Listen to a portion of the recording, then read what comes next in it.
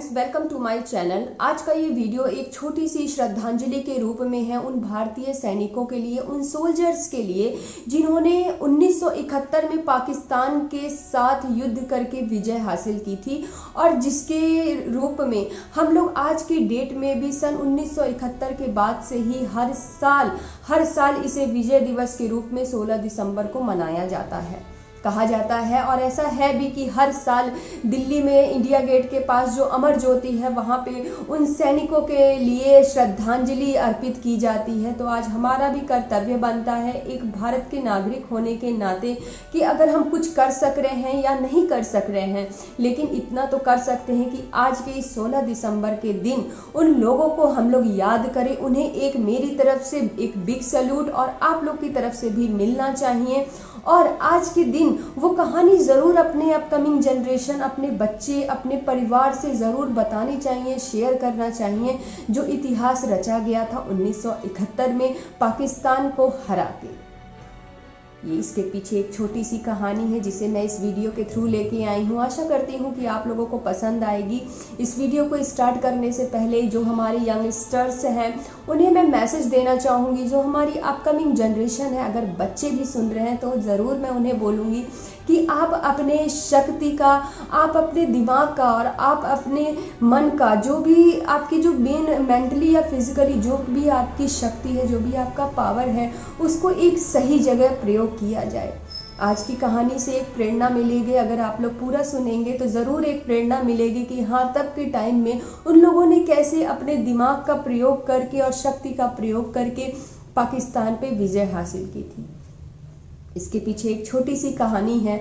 ऐसा कहा जाता है कि भारत और पाकिस्तान जब बंटवारा हुआ तो पाकिस्तान के दो हिस्से थे, एक पूर्वी और एक पश्चिमी। ऐसा बोला जाता है कि वो जो पश्चिमी हिस्सा था वो पूर्वी हिस्से के लोगों पे, जहाँ बंगाली लोग ज़्यादा ही बसे हुए थे, उनके ऊपर काफ़ी अत्याचार किया जाता था, काफ़ी हद तक शोषण किया जाता था। वीडियोस बहुत सारे बने हुए हैं, अगर आप देखेंगे तो आपका मन और दिल बैठ जाएगा कि वो दृश्य जो दिखाया गया है उन वीडियोस में, कि वो विजन्स देखने से ही मन बैठ जाता है कि हाँ, उसमें कितने लोगों के सेक्रीफाइस हुए हैं। ऐसा बोला जाता है कि जो लोग शहीद हुए भारत सैनिक लोग, उनकी संख्या कम से कम 3900 थी और जो लोग घायल हुए उनकी टोटल संख्या बताया जाता है कि 5851 के करीब थी, जो लोग घायल हुए इस युद्ध में भारत और पाकिस्तान के। इसमें कहीं ना कहीं से इस युद्ध में ही बांग्लादेश को एक अलग देश बनाया गया था और उसे स्वतंत्र कराया गया था पाकिस्तान के अत्याचारों से। ऐसा बोला जाता है कि जो पश्चिमी पाकिस्तानी लोग थे, माने उनके शोषण का कोई लिमिट नहीं था, चाहे वो औरतें हैं, चाहे वो बच्चे थे, चाहे वो बुजुर्ग थे, उन्होंने उसकी इतनी हद पार कर दी थी शोषण करने की कि उसको मैं कुछ, अगर मैंने बोला जैसा कि अगर आप लोग और वीडियोस बने हैं आप देखेंगे तो आप लोगों को खुद समझ में आ जाएगा कि उनकी हरकतें किस लेवल की थी। तो यहाँ पे बोला जाता है जब अत्याचार पश्चिमी पाकिस्तानियों का हद से ज़्यादा बढ़ गया था, शोषण बहुत ज़्यादा हो गया था, तो उस समय बहुत सारे लोग, करीबन 10 लाख बताए जाते हैं कि शरणार्थी के रूप में भारत में वो लोग भारत की तरफ आ चुके थे। जब ये लोग भारत की तरफ आए तो वहाँ पे उस समय की अगर बात की जाए 1971 की, तो उस समय प्रधानमंत्री हमारी रिस्पेक्टेड इंदिरा गांधी जी थी। और वो उनका काम कैसा था इसके बारे में कुछ बताने की ज़रूरत नहीं है। पूरे हिस्ट्री अगर जाके देखेंगे तो हर कोई इंदिरा गांधी जी के बारे में जानता है कि उन्होंने क्या क्या किया है हमारे देश के लिए। तो यहाँ पे जब उनके सामने इस तरह की बात सामने आई कि हाँ, इन लोगों के ऊपर इस लेवल पे अत्याचार हो रहा है, तो उन्होंने इस बातों का जिक्र एक अंतर्राष्ट्रीय स्तर पे एक मीटिंग की, एक बैठक बुलाई गई जिसमें उन्होंने किया और खासकर अमेरिका से इसके लिए बात रखी कि इस युद्ध, इस अत्याचार को, ये जो हो रहा है, इसको रोकना आज के डेट में बहुत ज़रूरी है, वरना ये डे बाय डे और बढ़ता ही जाएगा अगर हम लोग इसको नहीं रोकेंगे। फिलहाल ऐसा कहा जाता है कि अमेरिका की तरफ से तो ऐसा कुछ रिस्पांस मिला नहीं कि हाँ हम लोग युद्ध करेंगे, लेकिन वहाँ पे रिस्पेक्टेड इंदिरा गांधी जी ने तुरंत डिसीजन लिया कि नहीं, यहाँ पे अगर आप लोग कुछ करें या फिर ना करें, लेकिन हम लोग इसके लिए युद्ध ज़रूर करेंगे। इस अत्याचार को हम लोग जितना हम लोगों से होगा हम लोग पूरी कोशिश करेंगे। और उन्होंने इसके लिए जनरल फील्ड मार्शल जी से बात की, जो वहाँ के जनरल थे भारतीय सेना के। जनरल फील्ड मार्शल से जब उन्होंने बात की, ये बातें उनके सामने रखी कि हाँ युद्ध को करना हमारे लिए बहुत ज़रूरी है, तो वहाँ पे उन्होंने एक सुझाव दिया। वहाँ पे सुझाव दिया कि अप्रैल का महीना चल रहा है अभी, और ऐसा है कि अप्रैल में बारिश होती है, तो बारिश के समय में अगर आप हिस्ट्री भी देखेंगे तो उसमें भी ये चीज़ें बोली गई हैं कि सुल्तान जब युद्ध के लिए गए थे तो उस वहाँ की जो मिट्टी थी काफ़ी बारिश की वजह से काफ़ी कीचड़ थी, तो उस समय में तो युद्ध वगैरह हाथी घोड़ों से लड़े जाते थे, तो हाथी वगैरह कीचड़ में फंस जाने की वजह से ही वो युद्ध सिकंदर ने हारा था। तो वही चीज़ उन्होंने जनरल जी ने यहाँ पे दी कि हम लोगों को वो गलती कम से कम यहाँ पे हम लोग नहीं दोहराएंगे। तो कम से कम थोड़ी देर हम लोगों को, कुछ दिन तक, ये बरसात जाने तक हम लोगों को थोड़ा शायद इंतज़ार करना ही सही होगा। और तब तक हम लोग ऐसा करेंगे कि एक सेना का गठन करेंगे जिसे हम लोग पूरी तरह से ट्रेनिंग देंगे, जिसे मुक्ति वाहिनी नाम का आप लोगों ने नाम सुना होगा मेरे ख्याल से। मुक्ति वाहिनी नाम से एक गठन किया गया था जिसमें उन लोगों को ट्रेनिंग दी गई थी। मार्शल जी की इस बात से इंदिरा गांधी जी सहमत हो गई और उन्होंने बिल्कुल ऐसा ही किया। पूर्वी पाकिस्तानियों के लोगों के साथ मिलकर वहाँ पे उन लोगों को भी ट्रेनिंग दी गई और यहाँ भी एक गठन किया गया कि हाँ हम लोग अपनी सेना को तब तक तैयार करेंगे। समय धीरे धीरे बीतता गया, हर महीना, 1 महीना 2 महीना ऐसे करते करते बीतता गया। बात आती है नवंबर के समय की, ये बात है 3 नवंबर की बात है कि भारतीय सेना के कुछ भी अटैक करने से पहले, कुछ भी बोलने या कहने या सुनने से पहले ही पाकिस्तानियों ने 3 दिसंबर को, अगर आप लोगों ने सुना होगा तो, पठानकोट, श्रीनगर, आगरा और चंडीगढ़ मेनली इन जगहों पे पहले ही अटैक कर दिया। और एक जगह और राजस्थान के जैसलमेर में एक छोटी सी जगह है, जगह का नाम नहीं याद आ रहा है, एक छोटी सी जगह है, वहाँ पे उन लोगों ने अटैक कर दिया। और जहाँ पे उन्होंने अटैक किया उस समय सिर्फ और सिर्फ वहाँ जो सेना की संख्या थी वो सिर्फ और सिर्फ 120 थी। और वहाँ का जो कमांड उस समय मिला हुआ था, जो देख रेख कर रहे थे, जनरल कुलदीप सिंह चांदपुरी जी थे। यहाँ पे मैं एक बिग सल्यूट दूंगी जनरल कुलदीप सिंह चांदपुरी जी को। उनसे एक सीख मिलती है। आपने एक मूवी देखी होगी, एक मूवी में उनका रोल सनी देओल जी ने किया है कुलदीप सिंह चांदपुरी का, काफ़ी अच्छे से उसमें दिखाया गया है। क्योंकि वो जो राजस्थान के जैसलमेर में वो जंग जीती गई, वो सिर्फ और सिर्फ उनका पूरा श्रेय जो है चांदपुरी जी को जाता है। क्योंकि वहाँ पे कम सेना होने के नाते भी, हालांकि उनको युद्ध करने से रोका गया, मना किया गया कि नहीं, हमारे पास अभी जो संख्या है वो बहुत ही कम है, लेकिन सिख होने के नाते कहा जाता है कि सिख ने एक बार जो बोल दिया वो करके दिखाते हैं, फिर ना आगे देखना है ना पीछे देखना है, जो आ गया समय तो जो डट के मुकाबला करना है। तो चांदपुरी जी ने वही किया। 120 सैनिकों के साथ वहाँ पे उन्होंने डट के मुकाबला किया। जब पाकिस्तानियों ने अटैक किया तो उनको इस बात की जैसे खबर मिली। यहाँ पे मैं ये बोलना चाहूँगी कि हम इंडियंस जो छोटी छोटी चीज़ों में उलझे रहते हैं, अपनी दिमाग को इधर और उधर, खास तौर से मैं ये यंगस्टर्स को बोलना चाहूँगी, एक पोलाइटली सा मैसेज दूंगी कि अपने दिमाग, और जैसे कि मैंने स्टार्टिंग में बोला कि हमें अपने दिमाग और अपनी शक्ति का प्रयोग एक सही जगह करें तो शायद हमारा देश और आगे जाएगा। लेकिन आगे ना जाने का ये एक बहुत बड़ा कारण है कि हम लोग आपस में ही एक दूसरे की कमी निकालने में और छोटी छोटी चीज़ों में उलझे रहते हैं, और कुछ बड़ा करने का हमारा कुछ मोटिव ही नहीं होता है। मेरा मानना, जहाँ तक मैं अपनी बात करूँ तो मेरा मानना ये है कि आप अपने आप को एक ऐसा व्यक्तित्व, एक ऐसी पर्सनैलिटी के रूप में लोगों के सामने लेके आइए, तो कुछ नहीं तो कम से कम एक इंसान को आपसे कुछ थोड़ा प्रेरणा, कुछ सीखने को मिले, तो वही बहुत है। ज़रूरी नहीं है कि आप बहुत से लोगों के लिए बहुत ऐसा कुछ करें, लेकिन अगर एक व्यक्ति या एक बच्चा या एक बुजुर्ग या कोई भी इंसान, किसी भी एज ग्रुप का कोई भी नागरिक अगर कुछ सीखता है, अगर आपसे कुछ प्रेरणा मिलता है तो आपका जीवन वहीं पे सफल हो जाता है, अगर आपने अपनी लाइफ से किसी को कुछ सिखाया। तो यहाँ पे मैं बात कर रही थी रिस्पेक्टेड चांदपुरी जी की।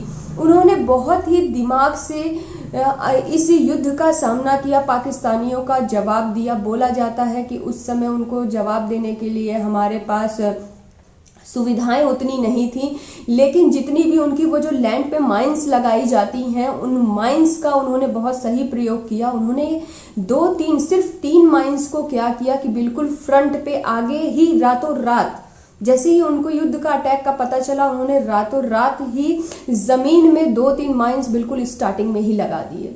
और जैसे ही पाकिस्तानियों की सेना आगे बढ़ी और उनका जब टैंक उस पर चढ़ा तो वो तुरंत ब्लास्ट हो गया। और इतना होने से ही कुछ समय के लिए थोड़ा सा पाकिस्तानियों के मन में डर बैठ गया और सबसे पहले उन्होंने इंजीनियर्स को बुलाया, यहाँ पे इंजीनियर्स को बुलाया कि हमें युद्ध लड़ने के लिए सबसे पहले ये माइंस को निकालना होगा। तो यहाँ पे कुलदीप जी की दिमाग का देना पड़ेगा कि पूरी रात अगर देखा जाए, रात तक कैसे भी सेना को रोकना था। तो यहाँ पे उन्होंने क्या किया कि जो पहले आप लोगों ने देखे होंगे कि शुरू में बड़े बड़े टिफिन होते थे, 3-4 खंडे वाले बड़े से, जिसमें लंच टिफिन वगैरह जाता था। तो उन्होंने वो टिफिन खाली करवाया और उसमें ईंटें और पत्थर भर के और जो स्टार्टिंग में तो 3 माइंस उन्होंने लगा दी, लेकिन बाकी जगह ज़मीन में वो टिफिन का हिस्सा लगा दिया।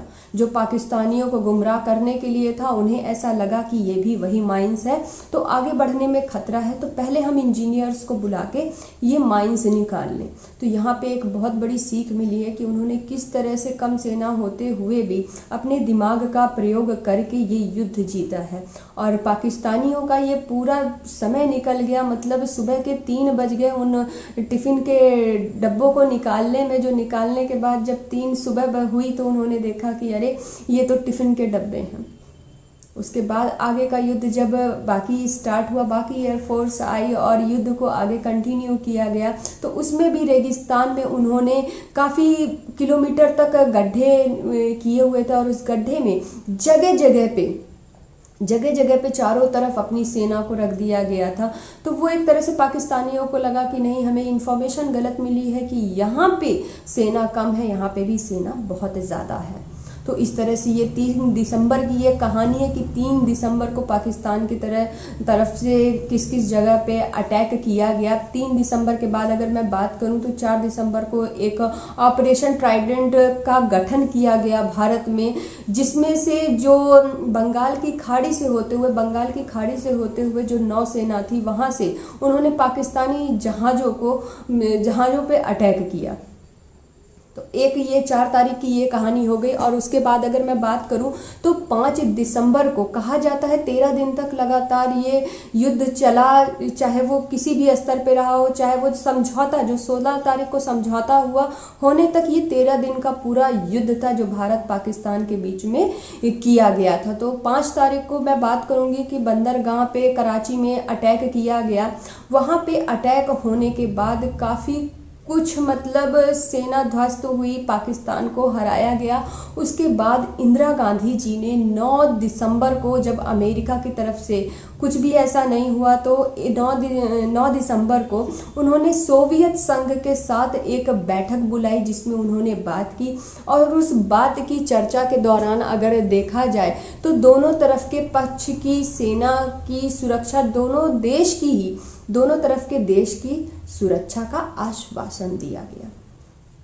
यहाँ पे मैं बात करना चाहूँगी, जब ये युद्ध पूरा एक एक करके सारा सब कुछ फिनिश हो गया, यहाँ तक कि ऐसा भी बोला जाता है कि भारत की तरफ से जब ये पाकिस्तान का ये युद्ध हुआ तो उसमें जो जहाज़ वगैरह जो भी उनके थे, आज भी म्यूज़ियम में काफ़ी कुछ रखा गया है क्योंकि वो लोग छोड़ के भाग गए थे। तो काफ़ी कुछ उनका जो सामान है वो आज भी म्यूज़ियम के तौर पे रखा गया, जिसे लोग देखने जाते हैं और इस दिन को याद करते हैं कि हाँ, ये विजय हम लोगों को भारत ने कैसे प्राप्त की। यहाँ पे एक और चीज़ मैं बोलना चाहूँगी कि लास्ट में जब 9 दिसंबर को ये सारी बातें हो गई, इंदिरा गांधी जी ने यहीं पे जो पूर्वी पाकिस्तान के लोग थे उसे बांग्लादेश के रूप में उसका एक नया उसको बनाया गया, जिसे हम लोग आज बांग्लादेश के रूप में जानते हैं। कहा जाता है कि बांग्लादेश के स्वतंत्रता के दिवस के रूप में भी ये 16 दिसंबर सेलिब्रेट किया जाता है। और एक सबसे बड़ी बात, ये युद्ध एंड कहाँ से हुआ, इसमें इंदिरा गांधी जी का बहुत बड़ा श्रेय है। उनसे जितना बना अंतर्राष्ट्रीय स्तर पे उन्होंने दबाव भी बनाया पाकिस्तान के ऊपर, उनसे मतलब कहा जा सकता है कि उनसे जितना भी हुआ उन्होंने कहा, सुना, और हर चीज़ों को एक लेवल पे करके चीज़ें सॉल्व हुई। लेकिन बस वही है, शुरुआत पाकिस्तान ने ही 3 दिसंबर को युद्ध की शुरुआत की। भारतीय सेना की तरफ से ऐसा कुछ भी नहीं था, लेकिन वही है, जब शुरुआत पाकिस्तान ने की तो हमारे सैनिकों को जवाब देना वहाँ पे ज़रूरी था, और बखूबी जवाब भी दिया गया, जिसके रिजल्ट के स्वरूप आप लोग देखेंगे कि 1971 का जो युद्ध था भारत पाकिस्तान बांग्लादेश को लेके, वो युद्ध भारत ने जीता। और उसकी एंडिंग बहुत ही खूबसूरत तरीके से हुई कि मतलब सुन के मन एकदम खुश हो जाता है। कहा जाता है वहाँ के जो जनरल ए खान नियाज़ी थे, जनरल ए खान नियाज़ी का नाम याद रखिएगा, ये डिसीज़न उन्होंने ही लिया था। बोला जाता है कि कम से कम 93,000 सैनिकों के साथ उन्होंने इंडिया में आकर सरेंडर किया था। तो ये चीज़ें ज़रूर बताइए। मैं चाहती हूँ, ये वीडियो बनाने का पर्पज़ ही यही है कि 16 दिसंबर का सेलिब्रेशन जो है 1971 की जो लड़ाई थी भारत पाक के बीच की, वो ज़रूर बच्चों को एक स्टोरी के रूप में सुनाइए। ज़रूर बच्चे सुनेंगे, और उन बच्चों को तो पसंद है ये बंदूक चलाना, राइफल चलाना, ये सब बहुत पसंद आती है।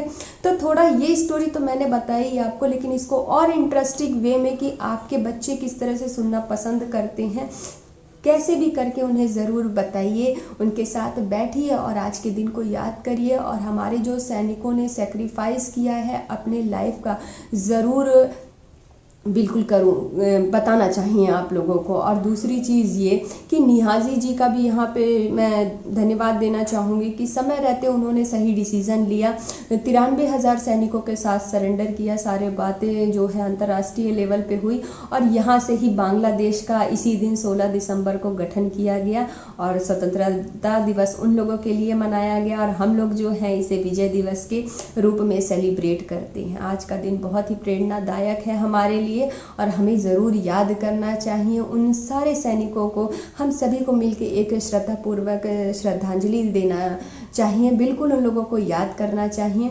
तो समय आ ही जाता है कि इतिहास ज़रूर एक बार हम लोगों को पलट के देखना चाहिए, वरना ये सारे पन्ने कहीं खो जाए, ऐसा नहीं होना चाहिए। बिल्कुल ये हमारी ड्यूटी है, हम पेरेंट्स की ड्यूटी है। यहाँ पे मैं बोलूँगी कि थोड़ी बहुत जानकारी पता है तो ठीक है, अगर नहीं पता है तो हर जगह आजकल इतने वीडियोस बने हैं, हर जगह इसके बारे में लिखा गया, बच्चों की बुक्स में भी बताया जाता है। अगर आप ट्यूशन में नहीं भेज रहे हैं, खुद से पढ़ा रहे हैं, तो उस टॉपिक को, उस पैराग्राफ को खुद से और अच्छे बेहतर ढंग से, सिर्फ किताबी जैसी चीज़ें नहीं, उसके पीछे जो रियलिस्टिक, जो रियल स्टोरी है, उसको ज़रूर बच्चे को अवेयर कराएं। और ये चीज़ मैं आपको बिल्कुल श्योरिटी के साथ बोल सकती हूँ, ये कहानी इस तरह से जितनी भी स्टोरीज़ है मेमोरेबल, जितनी भी इंस्पायरिंग स्टोरी हैं, अगर आप कहानी के रूप में बच्चे को सुनाएंगे तो बच्चों पे कोई दिमाग पे ज़्यादा प्रेशर भी नहीं जाएगा कि हाँ उनको रटना है, उनको याद करना है।